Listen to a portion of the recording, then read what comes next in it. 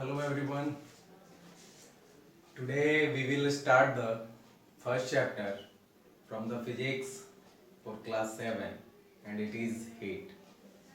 यह हमारा टॉपिक है हीट और आज हम लोग यही पढ़ने वाले हैं।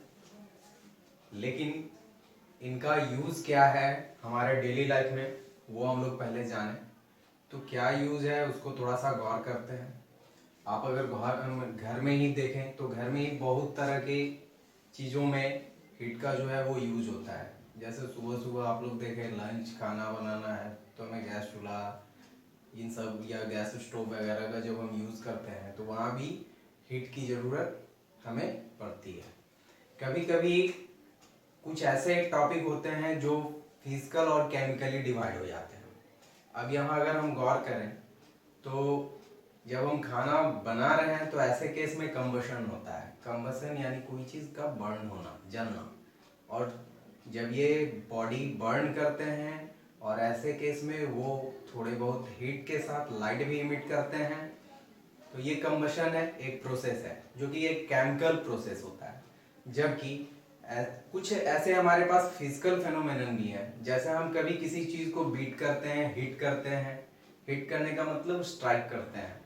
यहाँ स्ट्राइक जब हम करते हैं तो ऐसे केस में कोलिजन, टक्कर के कारण, फ्रिक्ट होने के कारण बॉडी जो है वो हीट जनरेट करता है। कभी कभी कुछ मैकेनिकल एक्टिविटी जैसे मशीनरी पार्ट जब वो रोटेट करते हैं, बहुत देर तक रोटेट करते रहें तो ऐसे केस में वो भी थोड़े से हीट को क्या करते हैं, जनरेट कर देते हैं। कभी कभी तो ह्यूज अमाउंट भी जनरेट कर देते हैं।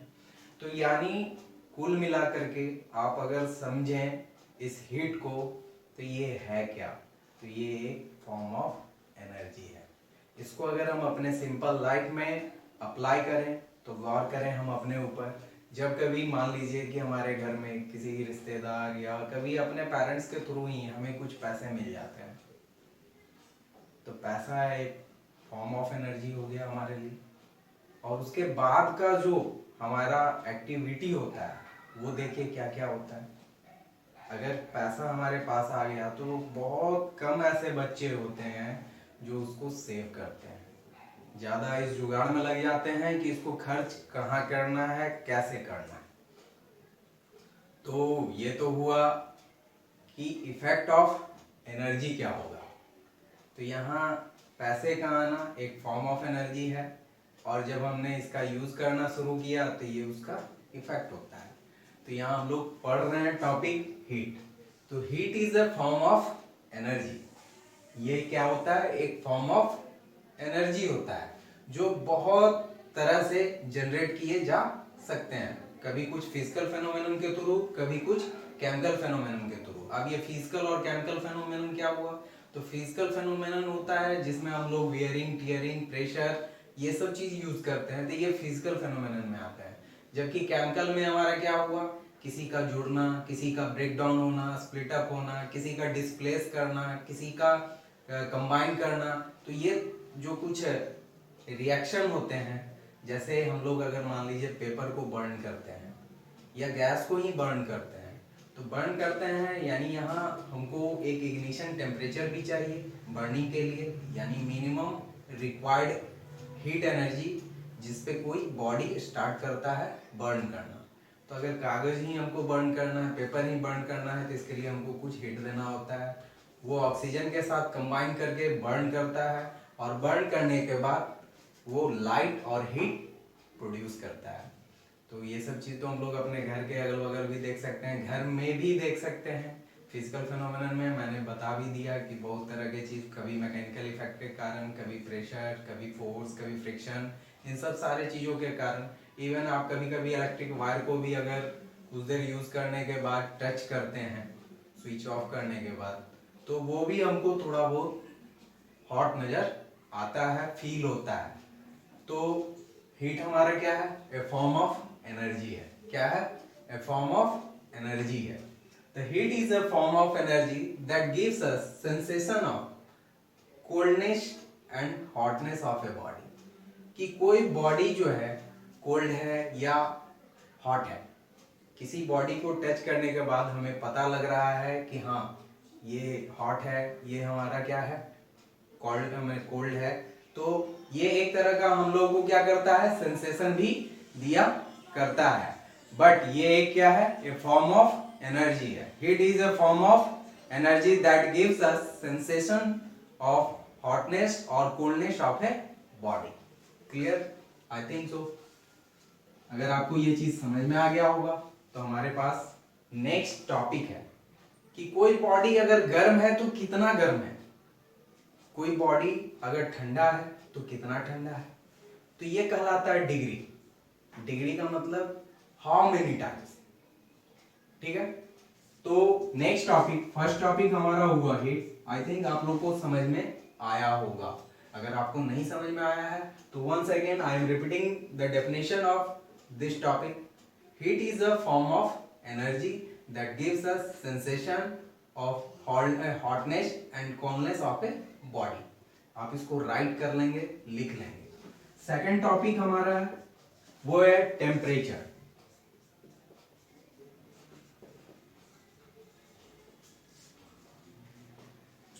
Temperature, it is the degree of hotness and coldness of a body. कि कोई बॉडी अगर गर्म है तो कितना ज्यादा गर्म है, या ठंडा है तो कितना ज्यादा ठंडा है। ये जस्ट लाइक अ कंपैरिजन होता है। जस्ट लाइक अ क्या है, कंपैरिजन है। जैसे आप या हम जो है इस तरह से फील करते हैं कि वो बॉडी का टेम्परेचर जो है वो 98 है अप्रॉक्स, तो नॉर्मल टेम्परेचर है फिलहाल। लेकिन जब हम 100 डिग्री फील करते हैं तो वहां देखते हैं कि नहीं नहीं बहुत ज्यादा टेम्परेचर है। यानी एक तरह का कंपैरिजन है, और यह हमारा फीलिंग्स भी है, हम जो हमारे बॉडी पे निर्भर करता है। लेकिन अगर मान लीजिए कि कभी किसी ऑब्जेक्ट के लिए ही हम देखें तो कुछ थोड़े गर्म होते हैं, कुछ बहुत ज़्यादा गर्म होते हैं। तो थोड़ा गर्म है तो हम कुछ देर शायद हाथ उस पर रख भी पाएँ, लेकिन बहुत ज़्यादा है तो ऐसे केस में हम क्या करते हैं, अपने हाथ को हटा लेंगे। ये कंपेयर ही हुआ कि हमने कुछ देर तक अपने हैंड को स्टे किया, और किसी ऐसे भी बॉडी पे जहां हम अपने हैंड को स्टे नहीं कर पाए, यानी डिग्री या कंपैरिजन। तो degree of hotness and coldness of a body, it is called temperature. तो हम लोगों ने शायद ये दो टॉपिक अच्छे से जाना। हीट, टेम्परेचर, ये हमारे डेली लाइफ में यूज होने वाले बहुत ही इंपॉर्टेंट थिंग्स हैं। आप हमेशा यूज करते हैं, गौर नहीं करते, और अगर हम यूज करते हैं तो इसको निश्चित है कि हीट तो फॉर्म ऑफ एनर्जी हुआ, but temperature is a quantity. Quantity का मतलब हर वो चीज जिसको हम मेजर कर सकते हैं। तो जब ये टेम्परेचर एक क्वांटिटी है, इसको हम मेजर कर सकते हैं, तो मेजर हम किस में करते हैं, कुछ तो इसका यूनिट होगा। तो ऐसे कौन से यूनिट हैं जिसमें हम इनको क्या करते हैं, मेजर करते हैं। तो टेम्परेचर जनरली जो हम लोग इन डेली लाइफ यूज करते हैं आइदर डिग्री सेल्सियस और डिग्री फ़ारेनहाइट। लेकिन जो इंटरनेशनली यूज हो तो टेम्परेचर का अपना एक इंटरनेशनल सिस्टम ऑफ यूनिट है, और वो है केल्विन। वो क्या है, केल्विन। तो we have third topic, measuring temperature.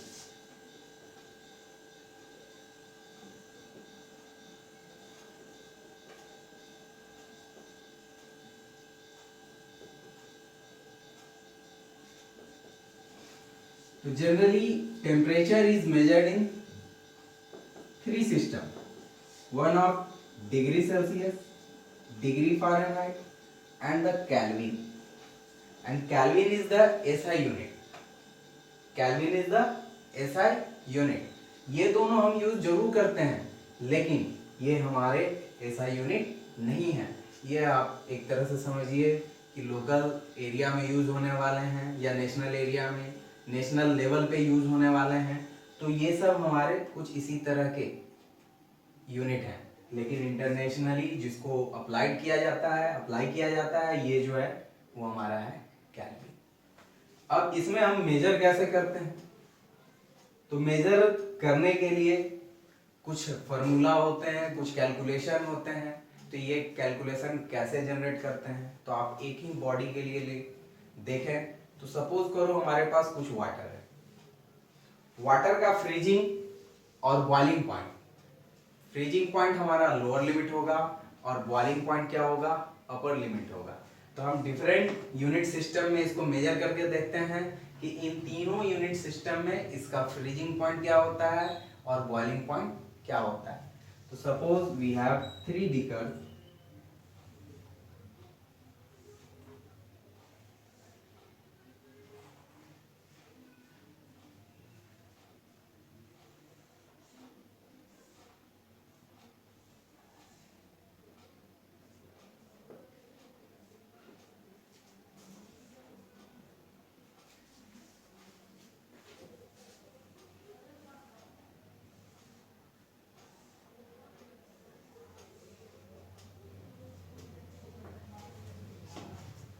इन सारे में हमने वाटर को क्या किया है, फिलअप किया है, फुल्ली ना करें।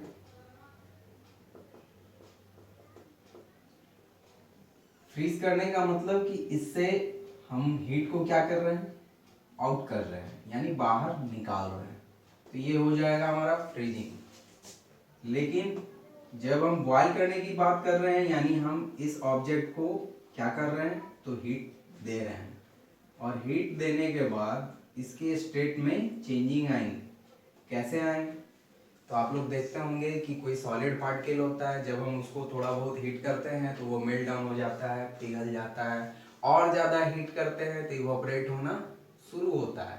तो देखो, फ्रीजिंग पॉइंट हुआ कि the minimum temperature at which a body solidified और गेट फ्रीज, यानी वो बॉडी जो है फुल्ली फ्रीज हो जाए, यानी सॉलिड स्टेट में आ जाए, वो क्या कहलाएगा, हमारा फ्रीजिंग पॉइंट। तो in degree Celsius, 0 degree Celsius is the freezing point of water, यानी ये हमारा lower limit L L, L L का मतलब लोअर लिमिट, और एक हम क्या लेंगे, अपर लिमिट। अपर लिमिट में हमारा क्या आएगा, बॉइलिंग पॉइंट। तो इन डिग्री सेल्सियस वाटर का बॉइलिंग पॉइंट होता है 100 डिग्री सेल्सियस। कितना होता है, 100 degree Celsius. In degree Fahrenheit, तो in degree Fahrenheit lower limit जो होता है वो 32 डिग्री फ़ारेनहाइट होता है, and the upper limit, upper limit होता है हमारा 212 कैल्विन में हमारा क्या होगा, तो 273 कैल्विन होता है lower limit, and the upper limit क्या होता है 373 कैल्विन। ओके, आप लोग को शायद कोई प्रॉब्लम ना हुआ हो लोअर लिमिट और अपर लिमिट को जानने में। लोअर लिमिट हमारा हुआ फ्रीजिंग पॉइंट, और अपर लिमिट क्या हुआ, बॉइलिंग पॉइंट। किसी एक ही सबस्टांस के लिए आप तीनों में निकाल लें। तो ये हम पर्टिकुलर किसका निकाल रहे हैं, वाटर का। अब आप गौर करें तो सब में गैप कितने का है, इसमें गैप है 100 का, इसमें कितने का है, तो 180, और इसमें कितने का है, टोटल 100। ओके, अब अगर मान लीजिए कि कभी हमको इंटर कन्वर्सन करना, तो कैसे करेंगे, तो सबसे पहले हम क्या करते हैं, इसको जीरो पे लाते हैं। किस पे लाते हैं, जीरो पे, कि सारे का सेम यूनिट कहाँ है। I think now I am going to erase these topics, you have to write down, note down it in your notebook, note copy, and remember again and again. If you have any problem, just consult with through the same channel by messaging, and if I am in your contact, then call me or WhatsApp me. So please look out how we are able to calculate or interchange from one unit to another unit. So we have, if suppose we have calculated a temperature in degree Celsius, just subtract the 0. If you have calculated in degree Fahrenheit, subtract the 32 since it is the lower limit. If you have calculated in kelvin, तो इसमें से हम क्या करेंगे, 273 को minus कर देंगे, 273 को माइनस कर देंगे। डिग्री सेल्सियस में लोअर लिमिट हमारा क्या होता है, 0, फ़ारेनहाइट में 32 एंड केल्विन में 273। सो अगर आपने किसी भी टेम्परेचर को किसी भी यूनिट में मेजर किया है तो पहले हम उसके जीरो को फाइंड आउट कर लेंगे। उसके बाद पर यूनिट वाइज निकालने के लिए कि एक यूनिट में, तो यहाँ देखिए कि 100 यूनिट है दोनों के बीच में, यहाँ 180 यूनिट है, तो एक यूनिट कितने के बराबर होगा, तो इसको फाइंड आउट करने के लिए बाय 100 बाय 180 बाय 100, ये हमारा मेन फॉर्मूला होता है। ये हमारा क्या होता है, मेन फॉर्मूला होता है। अगर ये हमारा मेन फॉर्मूला है तो आप लोग देखते होंगे कि इससे भी छोटे छोटे फॉर्मूला होते हैं, तो इसी को कैलकुलेट करने के बाद आप उसमें कन्वर्ट हो सकते हैं।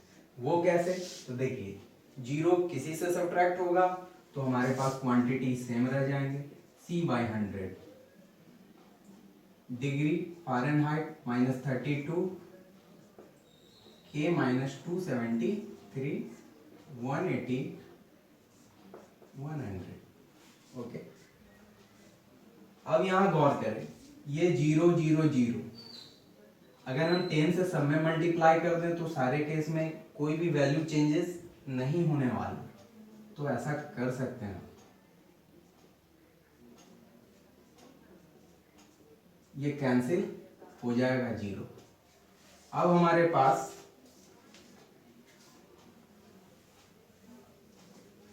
क्या है, C/10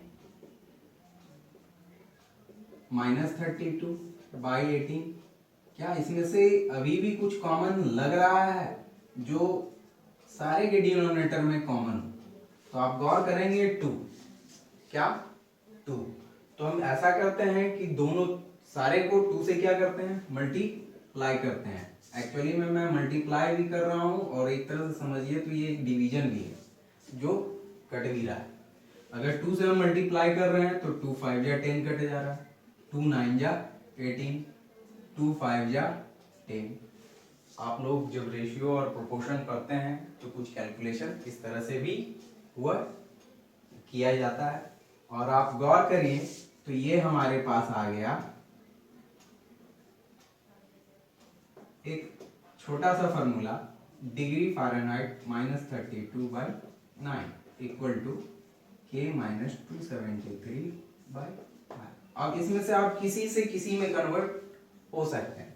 अगर आपको न्यूमेरिकली कोई भी वैल्यू किसी भी सिस्टम में दिया हुआ है तो आप एट द सेम टाइम एक यूनिट से दूसरे यूनिट में कन्वर्ट हो सकते हैं।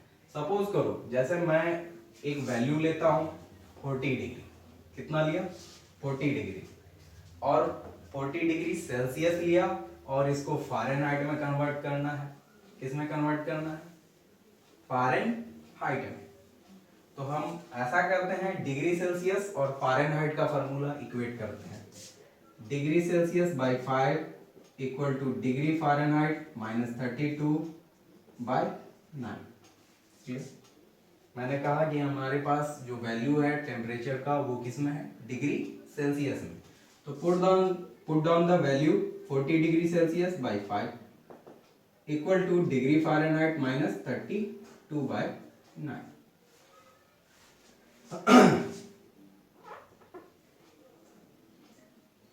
5 8 या 40 कट गया, तो 8 equal to degree Fahrenheit -32/9। Now 9 is in division here। जब कभी भी हम ट्रांसफॉर्मेशन करते हैं यानी एक जगह से दूसरे जगह लाते हैं, तो आपने इक्वेशन वगैरह में भी सॉल्व किया होगा, तो ऐसे केस में degree Fahrenheit -32 equal to 8 into 9 हो जाएगा।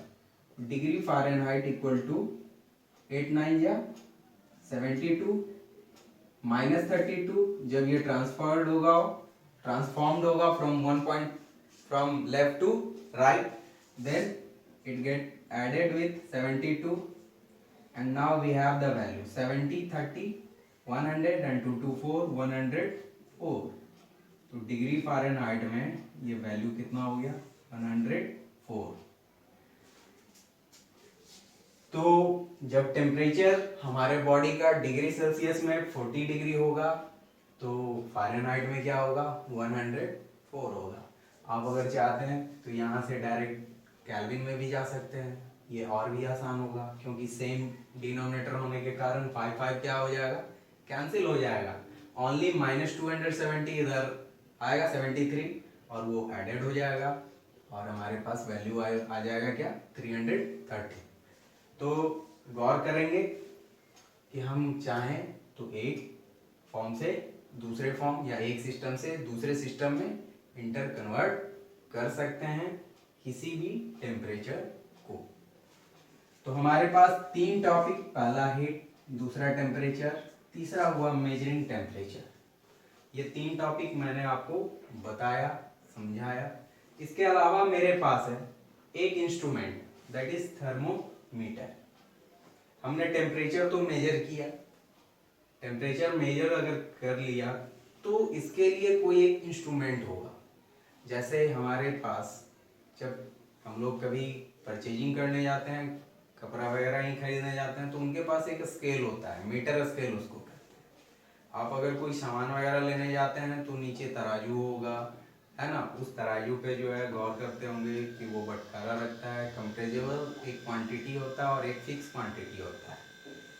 जैसे राइस जो हुआ वो हमारा क्या है कंपेरेबल क्वांटिटी हुआ और जो बटखारा हुआ हमारा फिक्स क्वांटिटी है, उसी से मेजर करना है। तो यह स्केल है तो वो हमारा क्या होता है एक फिक्स क्वांटिटी है।